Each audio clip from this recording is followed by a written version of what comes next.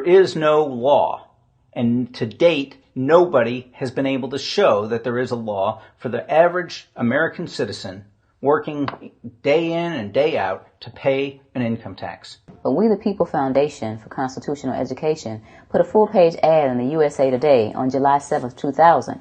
And within the body of that ad was a $50,000 challenge for anyone that could show the law. And to me, $50,000 is a lot of money. So I went after that and did the research based on the fact that I thought, let's put this baby to bed. I'm hearing all these rumors. I'm going to kill two birds with one stone. I'll answer these people's questions that are asking me, and then I'll win this $50,000. And, based on the research that I did throughout the year 2000 and that I'm still doing, I have not found that law. I've asked Congress. We've asked a lot of people in the IRS commissioners, helpers. They can't answer, because if they answer, the American people are going to know that this whole thing is a fraud. There is no law. There is no law that requires the average American worker in the private sector to pay a direct, unapportioned tax on their labor and compensation for services. There is no law. I really expected that, of course, there's a law that you can point to in the law book, the code, that requires you to file a tax return. Of course there is. Maybe I don't know what it is right then as he was speaking to me, but sure. So naively, I agreed to go off and research it and get back to him. 3.5 months later, I was at that point where I couldn't find the statute that clearly made a person liable, at least not me and most people I know, and I had no choice in my mind except to resign. I had to leave the IRS because I presented evidence that I had accumulated indicating that the agency was violating the law and violating people's rights. And I asked the agency for a response to my sincere concerns.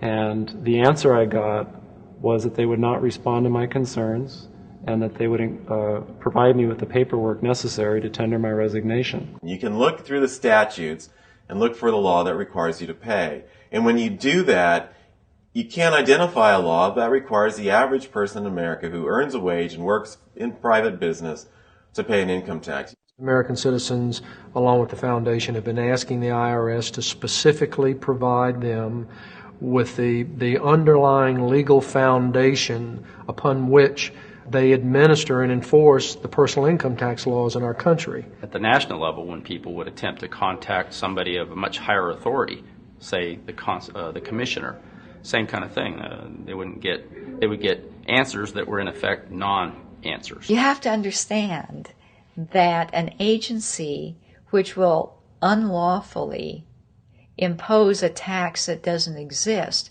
is not going to care. If we, the people, don't know what our rights are, they're not going to tell us. If Americans just learned that the IRS was actually knowingly deceiving them, that would be enough for them to rise up and put a stop to it. 100% of what is collected is absorbed solely by interest on the federal debt. All individual income tax revenues are gone before 1 nickel is spent on the services taxpayers expect from government. People have been told, that you need this income tax system to fund government, which is absolutely ridiculous.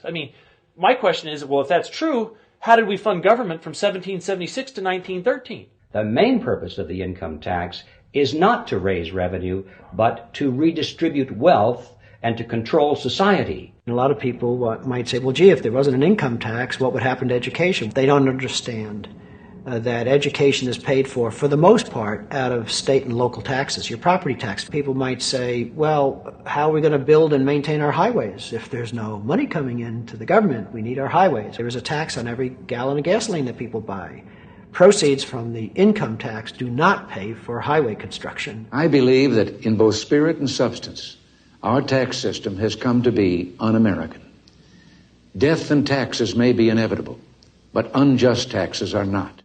This small booklet includes the Constitution of the United States, the Bill of Rights, the Declaration of Independence.